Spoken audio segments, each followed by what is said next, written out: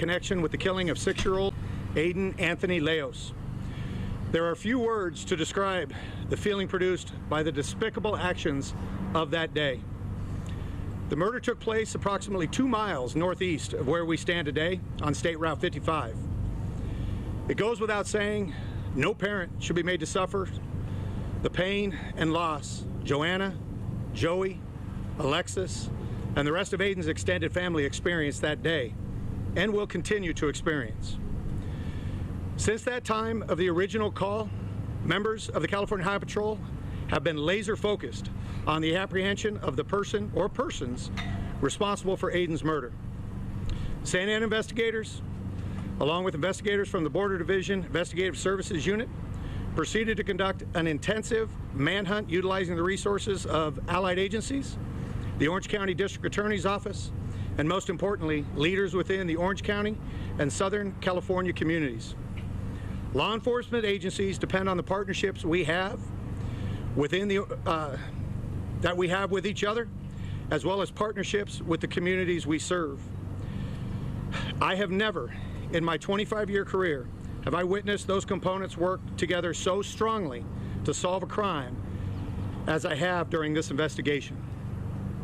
I am pleased to report 2 suspects have been apprehended and will be appropriately charged in the murder of Aiden Leos. Both suspects, a male and female, are residents of Costa Mesa. We have recovered what we believe are the weapon and automobile used in the crime. Information from the public throughout this process has been extremely helpful. On behalf of CHP Commissioner Amanda Ray, Border Division Chief Omar Watson, and all the members of the California Highway Patrol, we are deeply grateful for the professionalism and tireless commitment of our employees, as well as the indescribable outpouring of concern from the Southern California community. The department has been in regular contact with the victim's family, and I assure you they, as are we, committed to seeing justice served. We currently have investigators engaged in the work required to achieve justice, and I will be limited in the information I'll be able to share today. I look forward to sharing all aspects of our investigation in the appropriate venue and at the appropriate time. With that in mind, I would like to turn the podium over to Orange County District Attorney Todd Spitzer, who will be answering any questions, and I will answer any questions upon his conclusion of his remarks. Yes.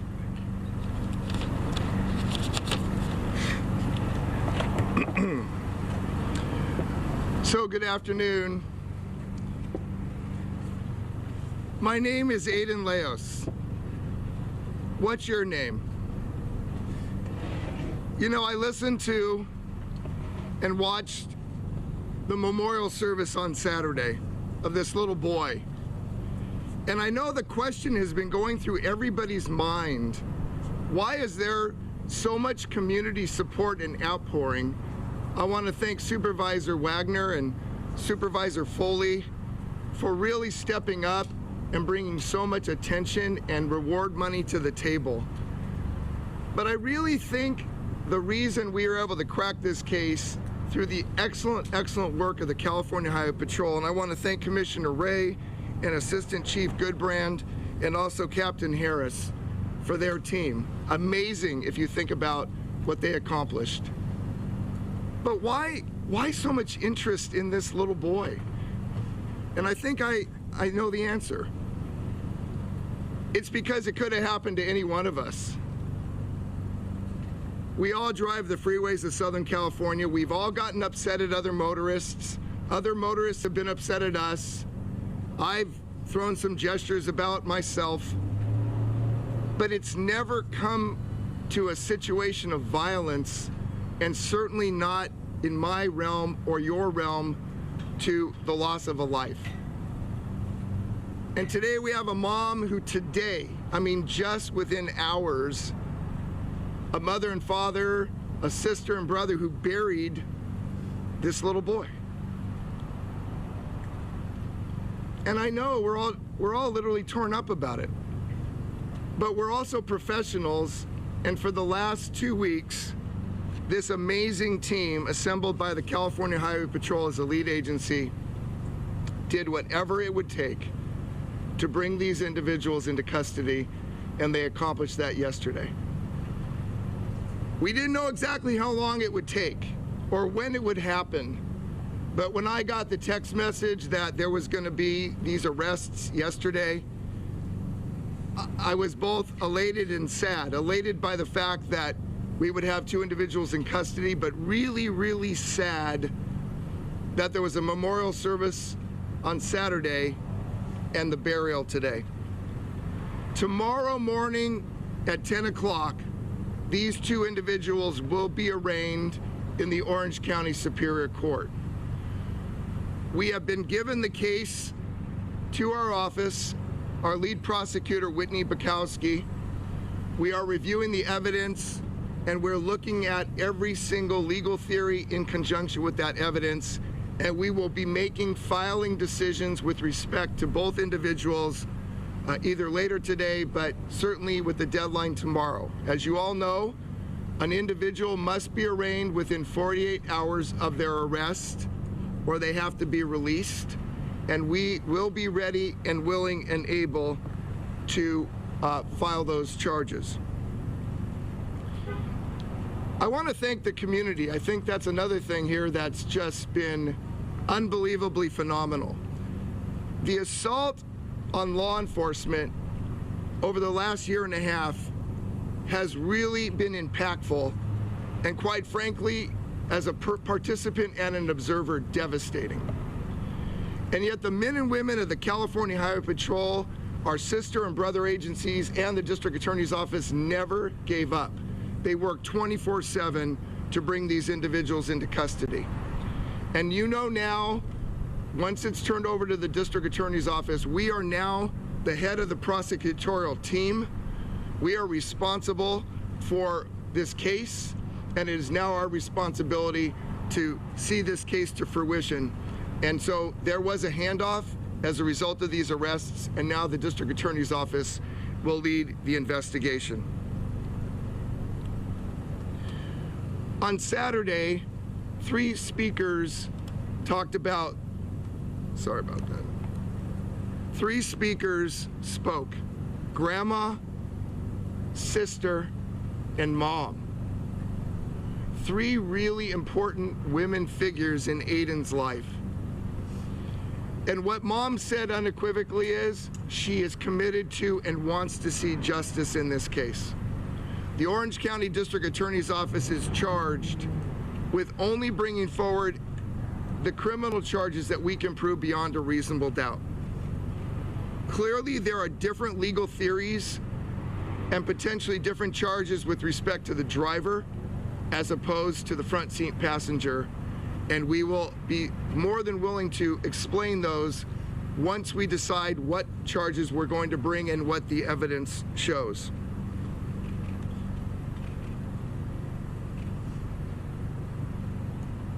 The one thing you don't want to do in the criminal justice system is make promises. You don't want to promise a little boy that he didn't die in vain and that you will get justice. You don't want to make that promise because you don't know what the outcome of the system is going to hold. You don't want to promise that to the mother, the sister, the brother, or the father, because they're relying on us now, all of us. All of us. The police officers that made the arrest, the prosecutors that will handle the prosecution, the elected officials who have done so much to step up to put this reward together and to be there for the family. We don't want to make promises. But there's something about that that leaves me a little bit empty. Because I do want to promise today, when Aiden was put below ground, that we will get justice for him. We have to promise him that. It's so important for that little boy to have set an example for the rest of society about how we treat each other and how we operate and how we get out of control so quickly today and take actions against other people And some people think without any responsibility whatsoever. I'm here to tell you, this is Orange County, California. And when you commit a crime in our county, you're going to be held responsible to the fullest extent of the law. And lastly, I sent a very stern warning to these individuals within the first week after May 21st, when Aiden was killed and died shortly after being shot on the 55 freeway. And I was unequivocally clear with them, turn yourself in, turn yourself in. And they didn't. And they didn't. And so now it's time for the system to do what it's designed to do, and that is hold people accountable. I want to thank you, the media, because you are in incredible way responsible for getting the word out to our entire country. We receive contributions, donations from the entire country, from New York City to California and all places in between, and that's because of you. I would submit to you as members of the media, this case has disturbed you like it's disturbed all of us, for the reasons I think I articulated. It could have been you, it could have been your child, it could have been any one of us on any day driving along the freeways of Southern California. We've got to do better, and we will. God bless Aiden. God bless that little boy, and may he rest in peace. Thank you. Thank you, sir. All right. I can answer some questions. I know that it was said before, it is an ongoing investigation. We're still looking at certain things, so we are going to be limited in some of the questions that I can answer. So, will you please tell us the names of these suspects that have been arrested? the suspect number one is Erez Marcus Anthony, and the driver of the vehicle was Lee Wynn, W-Y-N-N-E. Did any of the information this arrest from the public that would make someone eligible for the... I apologize. It's Wynn Lee, W-Y-N-N-E, and the last name is Lee. I apologize. Did any of the information leading to the arrest come from the public that would make someone or some people eligible for the reward money? With regards to the reward money, we're not going to discuss that right now. We had hundreds of tips from the public. It was extremely helpful, and we really appreciate the tips. Was it crucial to finding them? Was it... A lot of the tips were helpful along the way, yes. Do you believe someone might be eligible for the reward money? I'm not going to discuss the reward money at this time. Chief, what can you tell us about the weapon, and with regard to the vehicle, was there any effort made to hide it or alter it? So, with regards to the weapon, I can't discuss anything related to the weapon. The vehicle was located at another location, and we were able to retrieve the vehicle. Was there any change they made to the appearance to try to hide it? Ongoing investigation, I can't give you information related to that. Did it appear that it was being used in the last 2 weeks? That the suspect was being tailed or something. What can you tell us about that investigation as followers of these two suspects? So the information came in. It was pretty fluid. I can't tell you. No, we were not following them for weeks on end, or from the beginning. It was pretty fluid, and when we were comfortable making the arrests and we felt we had enough, we went in and made the arrest at the appropriate time. What was the tipping point here? What led you to make the arrest? The information that we had, the information that we were provided through our investigative steps, but I can't go into what those investigative steps are. On the timeline, when did you have an idea? I can't confirm any of that. Chief, let's get a timeline on the point where your people narrowed down as two suspects before we actually made the arrest. How long was that period? I can't go into the specifics of the time period, but when we felt we had enough information that we could make the arrest, we did. We went in and made the arrest. Question for Mr. Spitzer, if we could. You say you're going to go ahead with charges on these. Is there some specific charges that both these people will have filed against them? Or can you give a range of what they may be facing as much as potential charges? Yeah, Pete, as I indicated already, we're in the process of evaluating the evidence. It would be unfair and potentially prejudicial to the defendants to put out potential charges that we don't even file. So I'm very, very reluctant to indicate what that is. But I will say in general that when you shoot at an occupied vehicle with a gun, that's an inherently dangerous act. And when you're going down a freeway or a toll road at 75 to 80 miles an hour, that when you put a a bullet into somebody's car, that's an inherently dangerous act that could result in a person crashing or being hit by a bullet and the like. And it's not just philosophical or theoretical, it is practical because it actually happened. So shooting into a occupied vehicle is a maximum of 7 years in state prison. In Orange County, in contrast to Los Angeles County, we file sentence enhancements, and shooting a weapon, a gun, into an occupied vehicle adds an enhancement of 25 to life. That is for shooting it into an occupied vehicle. Then, of course, there's also the theory of murder for doing a reckless act that results in the death of another human being. And so these are the potential charges we're looking at. But again, please do not report that we have indicated what we will charge or as against whom.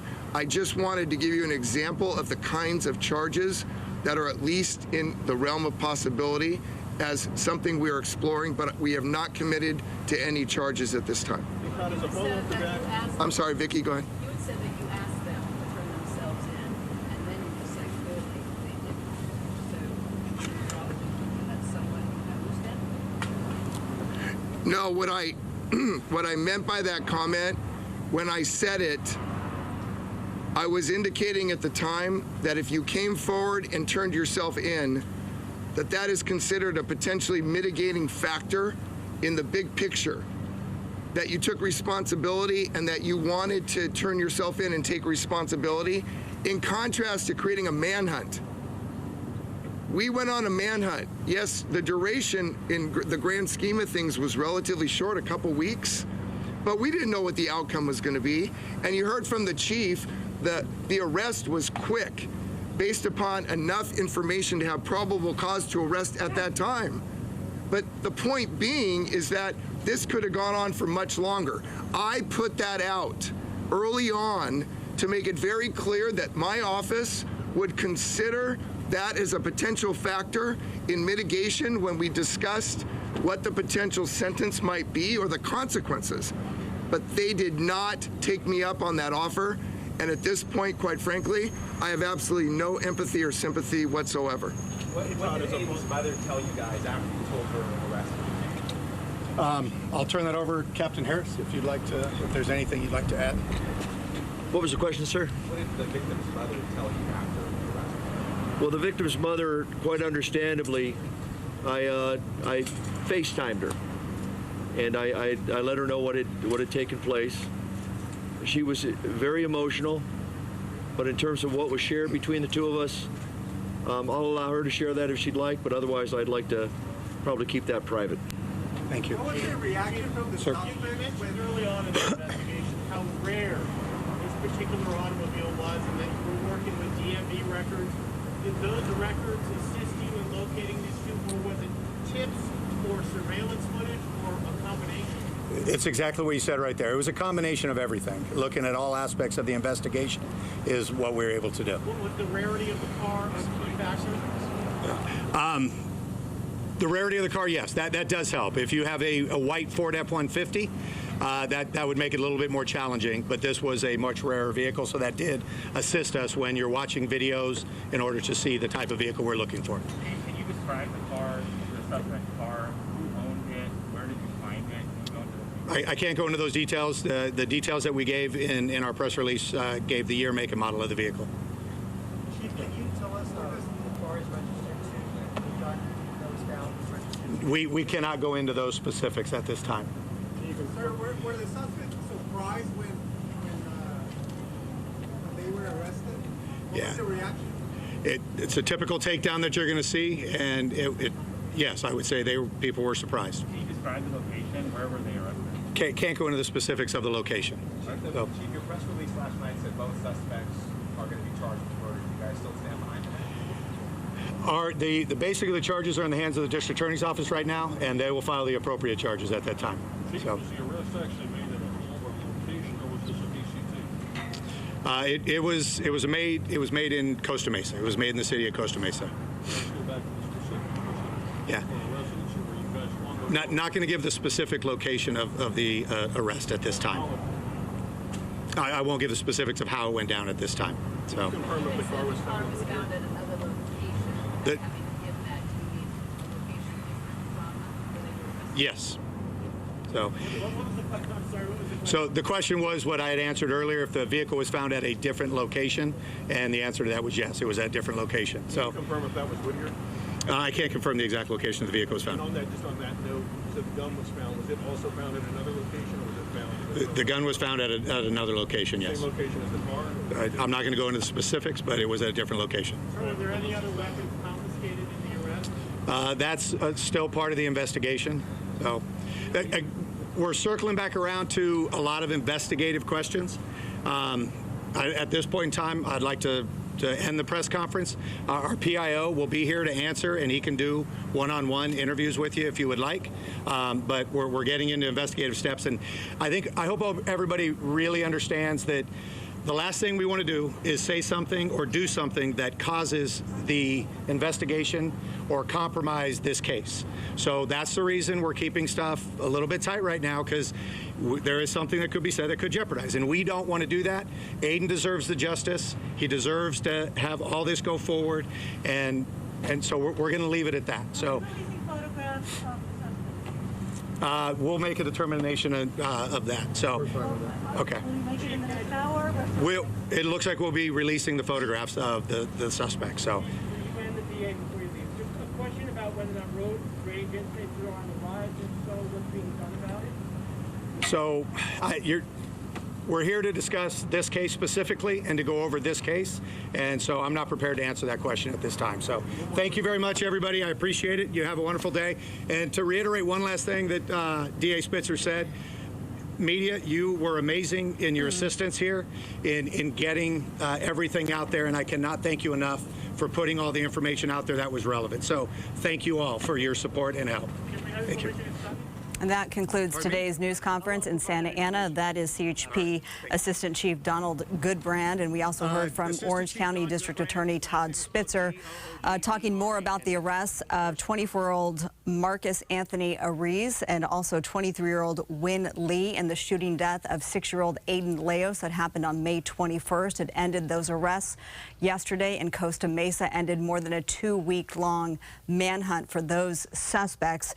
DA Spitzer making it clear that he will, in fact, file these charges, if not later today, then certainly by early tomorrow morning, because those two suspects are set to be arraigned tomorrow 10 a.m. in Orange County Superior Court. So we still do not know what exact charges those two